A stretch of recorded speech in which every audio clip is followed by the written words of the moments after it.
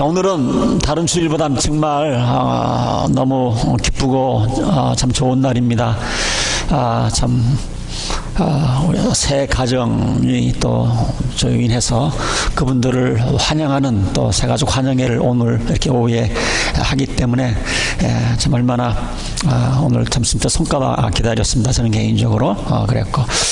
그래서 어떻게 하면 오늘 좀 새가족 환영회하고도 좀 이렇게 맞물릴 수 있는 그런 말씀을 준비할까 하다가 오늘 본문 말씀을 가지고 이제 새롭게 또 저희 교회 등록하신 새 가정과 함께 건강하고 아름다운 공동체를 어떻게 좀 이룰 수 있는가 함께 좀 말씀을 통해서 서로 권면받는 그런 시간을 좀 갖기를 원합니다. 우리는 아무리 우리가 그 이기주의적인 그런 세상 속에 살지만 혼자는 살아갈 수가 없습니다. 어떤 공동체에 의해서 생활하는 거 피할 수가 없습니다. 그래서 태어날 때부터 또 가정이 있죠. 또 학교 가면 또 학교가 있죠. 또 학교 졸업하면 직장 생활, 또 이렇게 공동체에 우리가 속하면서 일원이 되면서 살아갈 수밖에 없습니다. 그리고 이제 우리가 속한 공동체가 우리의 삶에 미치는 영향이 굉장히 큽니다. 내가 속한 가정, 내가 속한 직장, 내가 속한 이 교회가 공동체가 행복하면 개인의 삶도 행복해지지만 내가 속해 있는 가정이나 교회가 있던 이런 공동체가 어려움이 많으면 그걸로 인해서 개인적으로도 영향을 받는 게 사실입니다. 우리 남자분들은 좀 경험해 보셨겠지만 좀 가정이 원만하지 않으면 남자들 집에 들어오는 게 싫어요. 그래서 무슨 건수를 대가지고 늦게 들어오는 이런 경험도 아마 우리 남자분들은 해 보셨을 거라고 저는 생각을 해봅니다. 교회도 마찬가지입니다. 옛날 과거에 교회 힘든 교회에서 신앙생활 하신 분들 교회에 경찰들이 왔다 갔다 하고 이런 곳에서 신앙생활 하신 분들은 역시 교회라는 공동체가 건강하고 밝지 않기 때문에 주일날 예배를 드리고 돌아갈 때 밝고 정말 기쁜 마음으로 힘을 얻어서 가야 되는데 교회 와가지고 그냥 또 짐을 짊어지고 어떤 그냥 납덩어리 하나 꿀꺽 생긴 것처럼 그러한 기분으로 또 우리가 예배를 드리고 돌아가는 그런 경험도 또 하시는 분들도 있었을 거라고 저는 생각을 합니다. 우리는 어쨌든 공동체를 떠나서는 살 수가 없습니다. 공동체의 영향을 안 받으려고 그래도 안 받을 수가 없어요. 그래서 오늘 어떻게 하면 내가 속한 가정이나 교회나 내가 속한 모든 공동체가 건강하고 아름다운 교회가 될 수 있을까?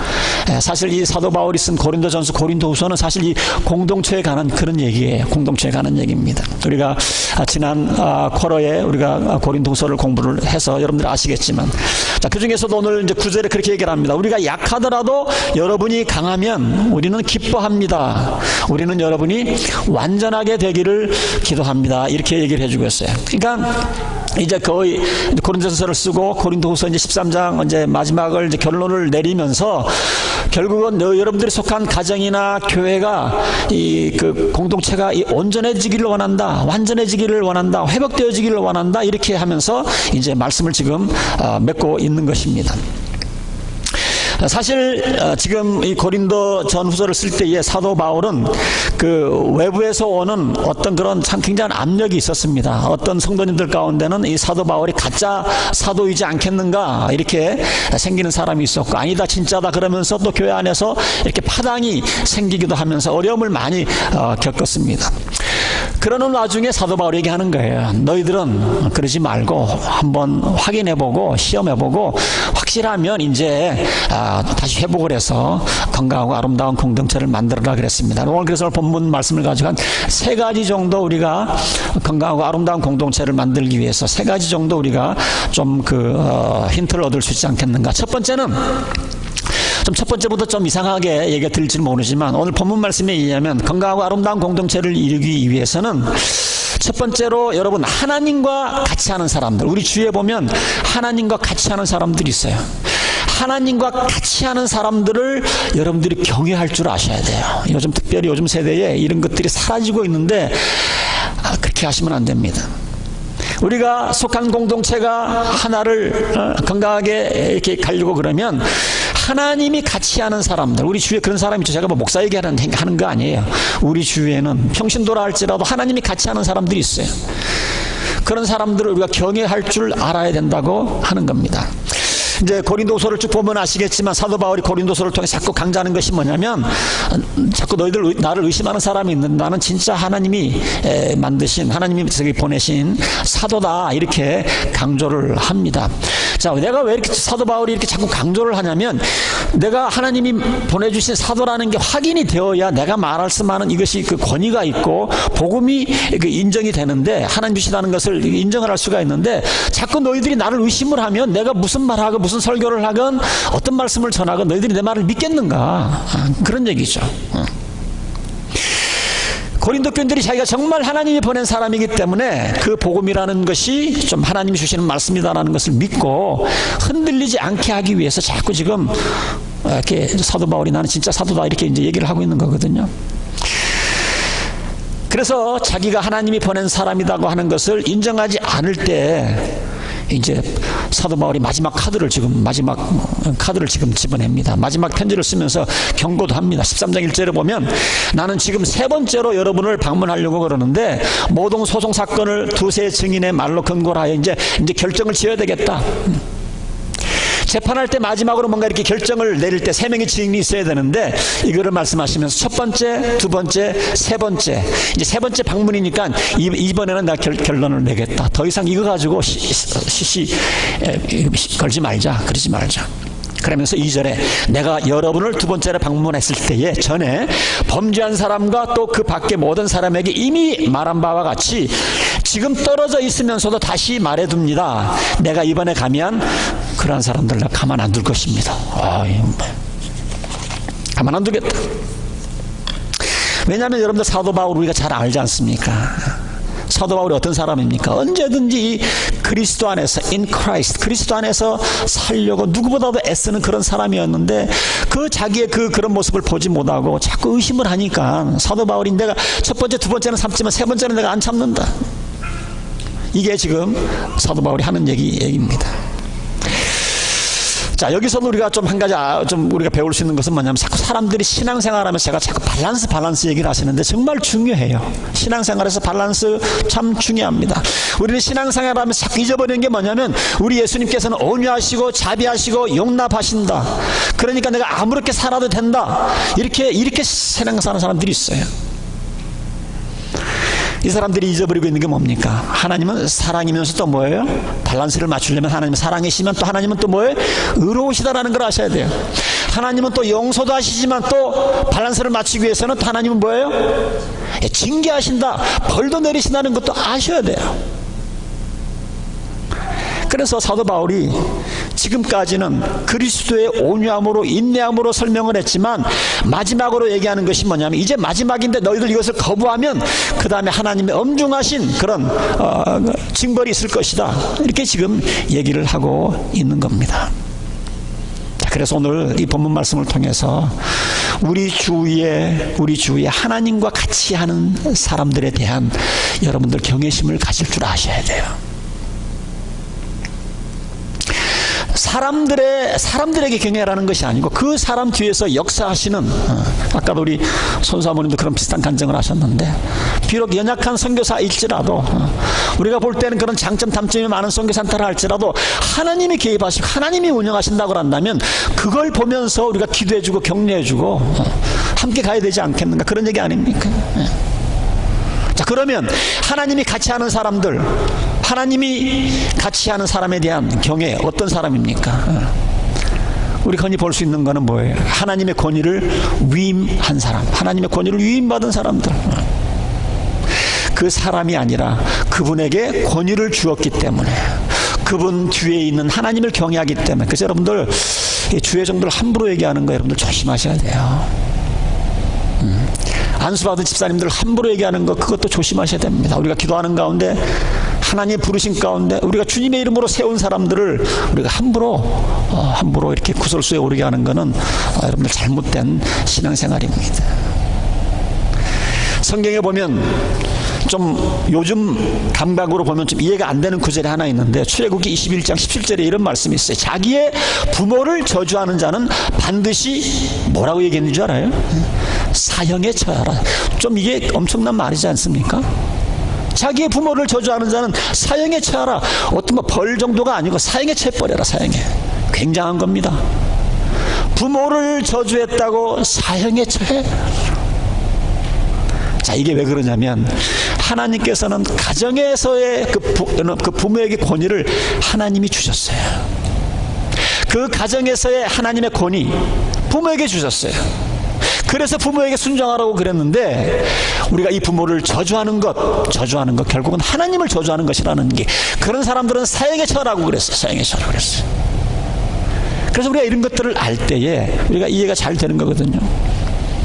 신앙생활 할 때 우리가 밸런스를 잘 맞추셔야 돼요. 내가 한쪽으로 치우쳐졌으면 반대쪽으로 좀 가셔야 돼요. 이쪽으로 치우셨으면 좀 이쪽으로 좀 오셔야 됩니다. 어떤 분들은 늘 그냥 한쪽으로 치우쳐서 신앙생활 하시는 분들이 있습니다. 하나님의 인자하심, 자비하심, 용서하심, 사랑 이것도 있지만 하나님은 의로우시고 징계도 내리시고 벌도 내리시는 분, 이것들 잊어버리면 안 됩니다. 그래서 하나님이 주신 권위에 도전할 때 이것은 하나님에게 그 사람의 권위에 도전하는 것이 아니라 그 사람 뒤에 있는 하나님의 그 권위에 도전하는 겁니다. 도전하는 거예요. 그래서 우리는요, 이 권위를 경외하는 이런 습관을 들여야 됩니다. 권위를 경외하는 이런 습관을 들이셔야 돼요. 그런데 여러분들 아시다시피 요즘 세상이 가면 갈수록 이제 이런 것이 자꾸 이제 그 희박해지는 그런 세상에 우리가 살아가고 있어요.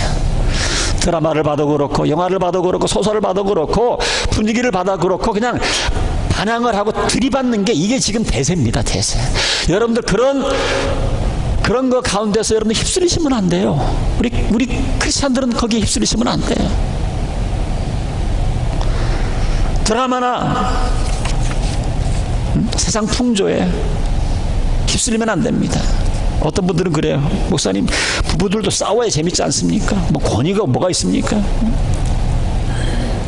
여러분, 이 세상은요, 불순종의 영이 작용을 하기 때문에 자꾸만 무엇을 미화시키냐 하면은 선생님 말 듣는 아이들은 쪼다 병신, 남편 말 듣는 사람도 쪼다 병신, 이런 메시지를 우리가 영화를 통해서, 드라마를 통해서, 책들을 통해서 우리가 지금 늘 공급하고 있습니다. 요즘 자꾸 사라지는 단어가 순종이에요. 순종. 무슨 순종이냐, 순종. 내가 봐서 뭐가 안 맞으면 들이받는 거지.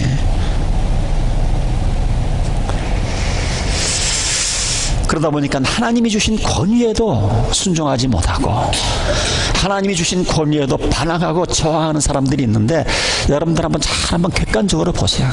결국 그렇게 반항하고 들이대는 사람들의 그 결론이 어떻게 나는지 그들의 삶을 한번 보시기 바랍니다. 제대로 잘 풀립니까? 그렇게 맨날 들이받고. 그런 사람들이 속한 공동체가 건강한 거 보셨어요? 저는 못 봤어요. 건강하지가 않습니다. 행복하지가 않습니다. 성경에서 말하는 대로 건강하고 행복한 공동체를 이루기 위해서는 하나님이 주신 권위를 존중할 때에 그때 행복이 있는 거예요. 그때 사람이 무서워가 아니라 그 뒤에 있는 하나님을 경외할 줄 아는, 이런 하나님을 경외하는 분위기가 살아있을 때에 그 가정이, 그 공동체가 아름답고 건강한 공동체가 되는 겁니다. 이제 저희 교회 새롭게 우리 조인하신 우리 새 가족들도 마찬가지, 또 우리 성도님들도 마찬가지. 가정에서는 자녀들은 부모에게 순종을 해야 되고, 아내는 남편에게 순종을 해야 되고, 내가 어떤 구역에 속해 있으면 그 구역장이 나보다 나이가 어리고 신앙생활 한지 나보다 얼마 안 된다 할지라도 교회에서 교회 이름으로, 주님의 이름으로 구역장을 세웠으면 그분에게 좀 순종하려고 노력하고, 각 부서장에게 또 순종하고, 그래서 공동체 분위기 이 전체가 하나님이 주신 권위를 존중할 줄 알고 질서 가운데 순종하는 분위기가 될 때 비로소 그 가정이, 그 공동체가 아름답고 건강한 공동체가 됩니다. 사랑하는 성도 여러분, 하나님이 주신 권위에 절대 존중하셔서 여러분들이 속한 공동체가 아름답고 건강한 공동체가 되시기를 주님의 이름으로 축원드립니다. 두 번째로 우리가 속한 가정, 교회, 어떠한 공동체든지 그 공동체가 아름답고 건강한 공동체가 되기 위해서는 두 번째는요, 내 자신이 믿음 안에 있는지 내 자신의 믿음을 먼저 잘 점검하셔야 됩니다. 두 번째는 내 자신이 믿음 안에 있는지 먼저 잘 살피는 거예요. 자, 지금 우리가 고린도 전후서 우리가 성경부를 통해서도 공부를 했지만 계속해서 고린도 전체 후서를 보면 지금 고린도 교인들이 계속 나오는 이슈가 뭐냐면 사도 바울에게 자꾸 도전하는 거예요. 당신이 진짜 사도냐? 왜 고린도에서는 생활비를 또 받지 않았냐? 이거 또 무슨 또 꿍꿍이 속이 있는 거 아니냐? 믿지 못하는 거예요, 사도 바울을. 이거 우리를 깔보는 것이 아니냐? 그러면서 계속 사도 바울을 비판을 합니다. 사도 바울이 첫 번째 또 설명하고 인내하고 두 번째 또 찾아가서 설명하고 인내하고 변명도 하고 다 이렇게 합니다. 그런데 맨 마지막에는 고린도 교회 교인들에게 사도 바울이 도전을 합니다. 너희들 지금 계속 나를 씹는데, 요즘 말로 말하면 씹는데, 자꾸만 너희들은 나를 비판하고 판단을 하는데 진짜 나를 판단하고 비판한 너희들은 어떠냐? 그럼 너희들은 어떠냐? 이 마지막 카드 딱 꺼낸 거예요. 너희들은 정말 믿음 안에 있느냐? 너희들 위주로 이번에 검증을 한번 해봐라. 5절에 그 얘기입니다. 여러분은 자기가 믿음 안에 있는지를 스스로 시험해보고 스스로 검증해 보십시오. 여러분은 스스로를 검증해 보십시오. 뭘 검증하라는 거예요? 내가 지금 믿음 안에 있는지. 여러분 항상 남을 이렇게 비판하고 하다 보면 자기 자신을 못 봅니다. 비판하는 순간 나 자신은 자꾸 눈이 가려지게 되어 있어요. 그러니까 자꾸 상대방만 보이는 거예요. 상대방 보는 겁니다. 사도 바울이 기가 막힌 카드 꺼냈죠. 너희들 그렇게 나 비판하는데 너희들은 어떠냐? 너희들이 믿음 안에 있는가? 어떤 한 학자가 왜 미국에 있는 한인 이민교회가 이렇게 어려움을 많이 겪는가? 하도 일손이 모자라니까 믿음을 체크업 안 하고 그냥 집사 세우고 장로 세우고. 그러니까 집사 장로들인데 믿음이 없는 거예요. 믿음이. 그 교회가 그냥 허수아비야, 허수아비. 세상 그냥 어떤 그냥 로타리 클럽이에요. 로타리 클럽. 믿음이 없는 거예요. 믿음이. 여러분, 우리는요, 우리가 속한 공동체가 건강하고 아름답게 하기 위해서는 정말 남한테 손가락질 하기 전에 내 믿음을 자꾸 생각해 봐야 돼. 옛날 믿음 말고 지금 현재 right now 내가 기도 생활하고 있는지 말씀 보고 있는지 늘 성령 충만한지 test yourself. 남에게 비판하고 손가락질 하기 전에. 자, 살펴볼 본분 아니라 뭐를 사야 되는가? 믿음 안에 있는가? 믿음 안에 있는가? 정기적으로 여러분들이 말씀을 읽을 때마다, 기도할 때마다, 예배 드릴 때마다 자꾸 체크하셔야 돼. 자꾸 교회에 남한테 시선 자꾸 보내지 마시고 자꾸 내 자신을 살펴보셔야 돼. 내 자신을. 여러분들 가족도 그렇고 내가 속한 공동체, 어느 공동체도 보면 항상 그 분위기가 좋은 분위기로 계속하는 건 아니지 않습니까? 때로는 내 가정에서 또 교회에서 좀 불평이 잔잔하게 깔려있는 그런 분위기가 생길 수도 있고요. 때로는 가정적으로 또 교회적으로 또 절망적인 분위기 빠질 수도 있고요.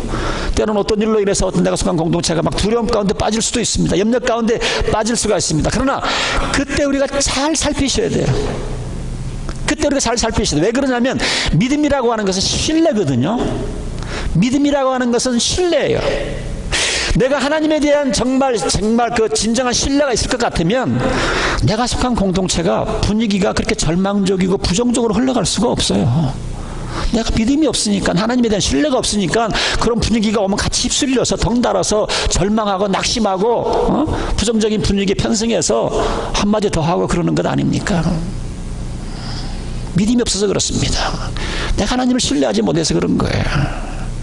그래서 가정적으로, 교회적으로, 또 구역별로, 사역부서별로 여러분들이 속한 공동체가 건강하지 못할 때는 첫 번째 살펴봐야 되는데, 모든 구성원들이 지금 기도하면서 하나님을 신뢰하는 삶을 살아가는가?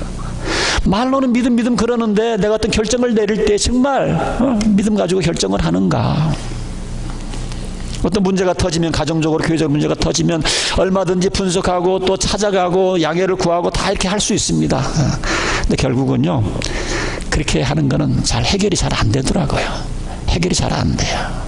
결국은 믿음의 문제인 것 같아요. 가족 구성원이나 교회 구성원의 믿음인 것 같아요. 믿음. 하나님에 대한 신뢰가 있으면 아무리 가정적으로 교회적으로 어려움이 있다 할지라도 하나님에 대한 신뢰가 있으니까 벗어나올 수 있는 거거든요. 그러나 하나님에 대한 신뢰가 없으면 계속 정말 그런 분위기로 갈 수밖에 없습니다. 그래서 우리가 그런 분위기가 올 때에 한번 우리 믿음을 또 테스트해 보는 거예요. 지금 이 상황에서 하나님께서 우리를 하라고 하시는 그것이 무엇인가? 그 어려움 가운데서도 그 가운데서도 하나님의 뜻을 찾고 결과가 어떻게 될지 좀 두렵기도 하고 그러지만 일단 하나님의 뜻을 찾고 그대로 한번 순종하려고 그럴 때에 우리가 거기서 헤쳐나오는 그런 결과를 우리는 보게 되는 것입니다. 여러분, 우리가 믿음이라는 얘기를 많이 하고 우리 주위에도 교회 이름이 믿음교회 뭐 이렇게 있는데 여러분, 믿음이라고 하는 것 자꾸 이게 어떤 지적인 그런 작용으로 생각을 하는데 믿음이라고 하는 것은 여러분 순종입니다. 내가 믿음이 없느냐 믿음이 있느냐 여러분들 판가름하기를 원하신다면 내가 지금 얼마나 하나님 말씀 앞에 매일매일 순종하며 살아가느냐 안 하느냐, 그게 여러분들 믿음의 크기예요. 크기. 여러분들 한번 지금 여름이지만 한번 겨울이라고 생각을 해보고 지금 영하 10도 영하 20도로 내려간다고 막 지금 일기예보가 나옵니다. 자, 그렇게 추우면 여러분들이 남자들은 준비해야 될 게 있어요. 여자들도 밖에 무슨 화초가 있으면 영하로 내려가니까 그 화초들 방 안에 들어와야 되고, 남자들은 뭐예요? 그 수도꼭지 같은 거 좀 이렇게 해서 터지지 않도록 이렇게 해야 되는 것 아닙니까? 아니면 물을 좀 나오도록 살살 이렇게 틀어놓든지. 그런데 영하 10도로 떨어집니다, 20도로 떨어집니다 이렇게 뉴스에 나왔는데도 밖에 화초도 그냥 놔두고 그냥 물도 안 틀어놓고 파이프도 그냥 보호를 안 해두고 그러면 여러분들 그 반신반의하는 거죠. 안 믿는 거죠. 맞습니까? 그래서 결국은 내가 믿느냐 안 믿느냐 끝에 가서는 순종이에요. 내가 어떤 행동을 했느냐 그거예요. 그래서 사도 야고보 기자가 야고보서 2장 26절에 말하는 게 그겁니다. 행함이 없는 믿음은 죽은 거다. 행함이 없는 것은 믿음은 죽은 거다. 행동이 수반되지 않은 믿음은 믿음이 아니라는 거예요. 껍데기라는 거예요. 껍데기. 근데 많은 교회에서 이런 껍데기 신앙인들이 너무 많이 자리 잡고 있다는 거예요. 그래서 내 공동체 문제가 믿음의 문제였구나, 신뢰의 문제였구나 싶을 것 같으면 믿지 않아서 죄송합니다 이러지 말고 행동을 해야지. 행동을 해야 되죠. 순종을 찾으라는 그런 말입니다. 이 환경 가운데 지금 하나님께서 가장 원하시는 것이 무엇인가, 이거를 알고 우리가 그 일을 행할 때에 첫걸음을 내딜 때에 그때에 우리가 하나님께 주시는 그런 마음의 평안, 기쁨이 다시 찾아오게 되어 있습니다. 여러분, 다시 한번 오늘 이 아침에 한번 믿음을 점검해 봤으면 좋겠어요. 믿음은요, 지적인 어떤 지식을 내가 갖는 게 아니에요. 믿음은 순종입니다. 순종이에요. 끝에 가서는 결국은 순종입니다. 신뢰입니다. 신뢰. 마지막으로 세 번째, 우리가 속한 가정, 교회, 어느 공동체든 그 공동체가 아름다운 건강한 공동체가 되려고 그러면요, 여러분, 자신보다 공동체를 우선시하는 그런 마음이 있어야 됩니다. 나보다도 가정, 나보다도 자녀, 나보다도 교회 먼저, 나보다도 교회 더 약한 사람 먼저. 이래야 그 공동체가 아름답고 건강한 공동체가 될 수가 있습니다. 자, 사도 바울은 자기 자신 한번 검증해봐라 이렇게 얘기를 하고, 이러면서 검증을 해서 자기네들이 옳다, 믿음에 서 있다 이런 결론을 이제 내리기를 지금 이제 기대를 하고 있습니다. 자, 그런데 거기에 따르는 위험이 뭔가 하면, 고린도 교인에게 자기네들을 검증해보고 우리는 믿음에 속해 있다 이럴 것 같으면 어떤 결론이 나올 수가 있어요. 그렇기 때문에 나중에 사도 바울에 대한 그런 평가도 우리가 맞다 이런 결론을 내릴 수가 있어요. 그렇게 사도 바울이 마지막 카드를 썼지만, 자, 그런데도 사도 바울은 그런 위험한 그런 부담을 갖고 있었지만 그게 중요한 게 아닌 거예요. 일단은 고린도 교회가 우선한 겁니다. 그래서 오늘 우리가 읽은 본문 말씀 6절이 그 말씀이에요. 그러나 나는 우리가 실격자가 아니라는 것을 여러분이 알게 되기를 바랍니다. 우리는 여러분이 악을 저지르지 않게 되기를 하나님께 기도합니다. 표준 3번역입니다. 그러나 그것은 우리가 합격자임을 드러낸 것이 아니라 우리는 실격자인 것처럼 보이더라도 여러분은 옳은 일을 하게 하려는 것입니다. 그러면서 9절 사도 바울의 가장 그 기본적인 마음이 나타내, 고린도 교회를 사랑하는 그 기본 마음이 나타내는데 9절에는 우리는 약하더라도 여러분이 강하면 나는 그것으로 that's fine.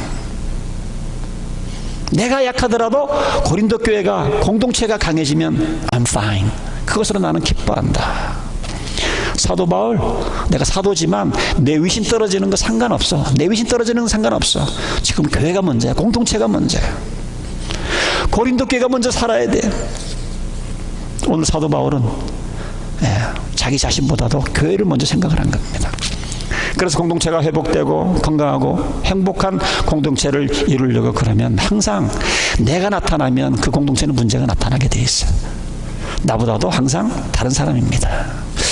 뭐 뻔한 얘기일 것 같지만 실천하기는 왜 이렇게 힘이 듭니까? 그죠? 뻔한 얘기인데도 실천하기 참 힘들잖아요. 우리가 연초가 되면 방송이나 신문에 뭐 장 맡은 사람들이 항상 뭐 그런 얘기를 하죠. 뭐 정치하는 사람들은 어떤 당리 당략 세우지 않고 나는 정말 우리 당은 나라를 위해서 국민들을 위해서 서브하겠습니다. 기업인들도 뭐예요? 우리 기업의 사리 사욕만 채우지 않고 정말 이제 사원들을 위해서 국민들을 위해서 좋은 물건 만들고 좋은 회사 운영하겠습니다. 그럽니다. 근데 그게 여러분들 우리가 매년 듣는 얘기지만 그게 그대로 실천이 됩니까? 실천이 되는 회사들도 가끔 있지만 대부분이 실천이 잘 안 됩니다. 왜 그렇습니까? 동기부여가 안 되니까.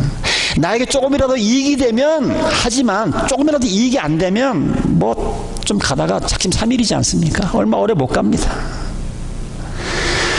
이것이 내 문제일 때 왜 내가 나를 희생시키면서 다른 사람에게 이득을 주느냐, 이게 요즘 세상 사람들의 그런 생각 아닙니까? 사고 아닙니까? 내가 왜 양보를 해? 내가 왜 양보를 해요? 내가 조금 양보해서 공동체가 잘 돼가지고 그걸로 인해서 내가 이익이 되면 모르지만 이익이 안 되면 뭐 요즘 현대인들은 딱 끊습니다. 매장하게 딱 끊습니다. 제가 2년 전에 한국 갔다 왔는데 한국이 요즘 새롭게 돌아가는 그런 좀 그렇지 않 설마 그러긴 왔는데 아무리 친한 친척 친구 뭐 중마고라 할지라도 지난 1년 동안 서로 본 적이 없으면 서로 친구가 아닌 거예요. 친척이 아닌 거예요. 나한테 이득이 되지 않으면 그런 살벌한 사회 속에서 삶을 살아갑니다. 물론 다 그런 건 아니겠지만 그렇게 자꾸 변해간다는 거예요. 그래서 우리가 건강한 공동체, 진정한 공동체는 예수 안 믿는 사람들에게는 좀 부담 주는 얘기인지 모르지만 그래도 세상의 희망은, 그것 때문에 세상의 희망은 우리 크리스천들밖에 없어요. 기독교인들밖에 없어요. 그래도 우리 기독교인들은 그래도 이타적인 그런 사랑, 이타적인 삶, 하나님의 영광을 위해서 살기 때문에 내 자신을 그래도 희생하려고 하는 그런 마음이 있잖아요. 그러나 하나님 믿지 않는 사람들은 그런 마음 없습니다. 나한테 유익이 안 되면요 딱 그냥 단절이에요. 단절. 그래서 성경에 보면 하나님께서 세워주신 공동체, 성경에는 2개밖에 없어요. 하나는 가정이고 하나는 교회입니다. 가정도 마찬가지. 요즘 뭐 대한민국 이혼율 여러분 잘 아시는 대로 뭐 탑5에 들어갑니다. 계속해서 지금 이혼율이 높아져 가고 있어요. 가만 이혼율이 왜 높아가나 이렇게 생각을 하면서 저도 한번 생각을 해봤어요. 저는 1세고 저희 집사람은 1.5세인데 우리가 그리스도 안에서 우리가 부부가 되지 않았으면 얼마든지 우리 부부도 저는 모르겠어요. 우리 아내 같은 경우는 얼마든지 이혼할 그 확률이 많은 사람이더라고요. 한국적인 사고방식 가졌지, 목사라고 막 그냥 권위로 내려 누르지, 하나님 안 믿으면 그 나랑 같이 왜 살겠어요? 왜 살겠어요? 왜 매일 싸우면서 같이 싸우겠어요? 입장을 바꿔놓고 생각해보면 하나님이 안 계신다 그러면 이혼할 것 같아요. 좀 걸리는 게 이제 자녀들이 좀 마음에 걸리긴 하겠죠. 그런데 자녀 문제도 보니까 기독교 국가하고 기독교 국가가 아닌 거하고 차이가 좀 있다고 그럽니다. 다는 아니지만 요즘 추세가 뭔지 한국에서 이혼하면요 옛날에는 서로 자식을 이렇게 자기가 하려고 하는데 요즘은 서로 자식을 안 맡으려고 그런대요. 왜냐하면 다시 재혼해야 되니까. 애가 달려있으면 재혼하기가 힘들다는 거예요. 그러니까 할머니 할아버지 밑에서 자라는 아이들이 그렇게 많다고 그럽니다. 얼마나 이기주의로 세상이 변해가고 있는지 모릅니다. 지난 주일날 어버이회원들 좀 모임을 가졌는데 한 분이 그런 얘기 하시더라고요. 목사님, 그 한국의 반려견들 있잖아요. 이쁜 강아지들, 고양이들. 아주 길거리에 그냥 널려있대. 좋을 때는 막 이러다가 조금만 뭐 자기한테 불편하고 귀찮으면 그냥 내버린다는 거예요. 내버린다. 그러니 그런 마인드로 가정생활하고 그 가정에 행복할 수가 있겠어요? 우리 크리스찬은 좋고 나쁘고를 떠나서 가정이라고 하는 것은 하나님이 세워주신 공동체이기 때문에 깨면 안 된다. 이거를 알고 있으면 그 다음에는 회복이 됩니다. 그 다음에는 회복이 돼요. 저도 옛날에 좀 카운셀링도 좀 하고 이제 좀 근거에 있을 때는 좀 그렇게 해봤는데요. 열심히 기도하고 다 했는데 결국은 헤어지는 가정 이렇게 보니까 그 남자나 여자 둘 중에 하나 누군가 애인이 있으면 안 되더라고요. 아무리 카운셀링하고 기도를 해줘도 이미 둘 중에 하나 애인이 있으면 안 돼. 100% 안 되는 것 같아. 이미 다 문을 열어놓고 있으니까. 둘 중에 하나가 나는 죽어도 여인이 안 돼 그러면 상관이 없는데 둘 중에 하나가 이렇게 문을 열어놓고 있으면 안 되는 것 같아.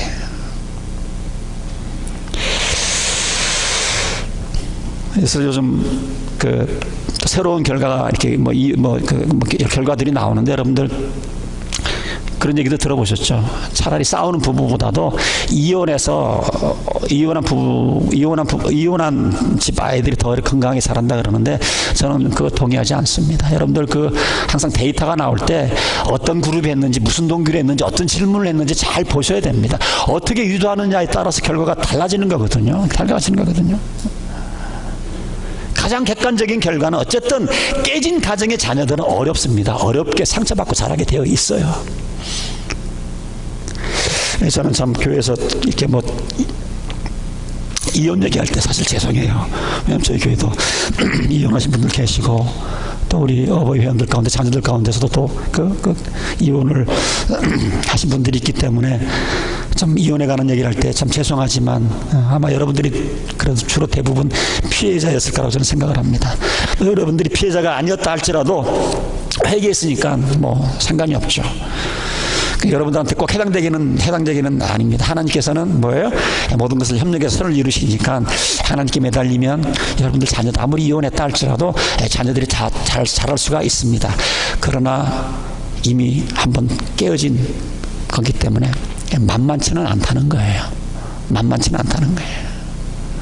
그래서 요즘은 새로운 연구 결과가 나오는데 조금 다투더라도 아버지 어머니가 함께 있는 가정의 자녀들이 더 정서적으로 애들이 더 잘 자란다, 이런 연구 발표도 나옵니다. 객관적인 결과입니다. 그래서 이런 가정을 지탱을 하고 온 것이 예수 믿는 사람, 하나님을 경외하는 사람, 공동체에게 사랑이나 이런 것을 떠나서 공동체를 중요하게 할 수 있는 사람은 크리스찬밖에 안 되는 것 같아요. 그래서 우리가 정말 공동체를 세우려고 그러면 공동체 필요를 우선하는 거예요. 공동체 필요를. 여러분들 자꾸 이걸 옛날 구시라고 생각을 하지 마시고 하나님의 말씀이 하나님의 방법입니다. 하나님의 방법. 이런 사람이 많으면 많을수록 그가 속한 공동체가 아름다워지고 회복이 되어지고 건강할 수가 있는 겁니다. 또 하나님께 세우신 공동체는 첫째는 가정이고 두 번째는 교회입니다. 교회도 마찬가지예요. 교회도 항상 뭐예요? 자기 이익보다도 교회의 유익이 우선이다 이렇게 생각을 하고 우리가 신앙생활하면 그 교회는 문제가 없어요. 교회의 유익은 뭡니까? 우리가 하나님의 사역을 위해서 모였으니까, 그러니까 사역이 중요한 거예요. 또 복음 전파를 위해서 우리가 모였으니까 복음 전달하는 게 중요한 겁니다. 그러니까 이게 우선 프라이오리티, 우선순위가 되면, 근데 많은 교회는 이게 우선순위가 아니에요. 하나님의 일, 하나님의 사역이 우선순위가 아닙니다. 선교가 우선순위가 아니에요. 영혼 구원하는 게 우선순위가 아닙니다. 복음 전파하는 게 우선순위가 아니에요. 많은 교회들을 보면 내가 얼마나 인정을 받는가, 얼마나 많은 사람이 날 알아주는가, 그것 때문에 교회 일이 진전이 안 되는 교회가 많아요. 우리 교회는 그런 거 없어요. 없으니까 제가 자신 있게 얘기를 하는데, 어떤 교회는요 하나 이루어지는 게 없어요. 내가 이 결정을 하는데 내가 무슨 역할을 했는가, 얼마나 인정받는가, 내 입김이 얼마나 들어갔는가, 자꾸 이러니까 변수가 생기는 거예요. 배가 산으로 가는 거예요. 저희 교회는 전혀 그런 일 없습니다. 항상 무슨 일이 있다가도 그래도 이게 사역이 중요하지 않느냐, 무슨 일이 있다가도 그래도 선교가 중요하지 않느냐, 그러니까 다 양보하는 거예요. 그러니까 교회가 그래도 나름대로 이렇게 안전하고 아름답고 건강한 교회가 되는 것 아닙니까? 지금은 이원상 목사님 이제 돌아가셨는데 역시 그 담임 목사가 참 중요한 것 같아요. 그 워싱턴 중앙장로교회 미국에 와서 1년 신앙생활하고 그다음에 이제 간증을 어느 목사님들 모임에 갔는데 그 자매가 간증을 하는데 그 자기 교회 자랑을 하는 얘기를 들었어요. 제가 될 수 있으면 큰 교회를 안 가고 그냥 작은 교회 가려고 그랬는데 이 교회 와서 보니까 이 교회는 한국에 있는 큰 교회와는 달리 교회 그 장로님들이 너무너무 그렇게 섬기는 모습에 자기가 반했다는 거예요. 그래서 한번 지켜봤대요. 이게 좀 얼마 가겠나 그랬더니 정말 변함없이 얘기를 또 들어보니까 몇십 년간 그 교회에 있으면서 장로지만 안수집사지만 그렇게 섬긴다는 거예요.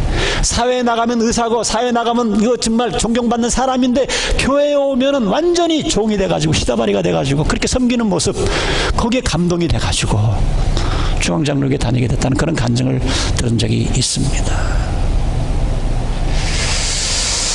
귀한 간증이라고 저는 생각을 합니다. 말씀을 마치면서 사랑하는 성도 여러분, 가정생활에서 교회 생활에서 내 필요가 우선시하고 내 필요가 중요한 것이 아니라 가정이 먼저고 교회가 우선시하고 이렇게 여러분들이 마음 먹고 신앙생활 하시면 여러분들 가정이든 교회이든 건강하고 아름다운 공동체가 될 것입니다. 우리 모두 하나님 말씀 앞에 순종해서 이런 마음을 다 가지셔서 여러분들이 속한 공동체를 회복시키시고 여러분들이 속한 공동체가 아름다운 공동체 또 건강한 공동체가 되시기를 예수님의 이름으로 축원드립니다.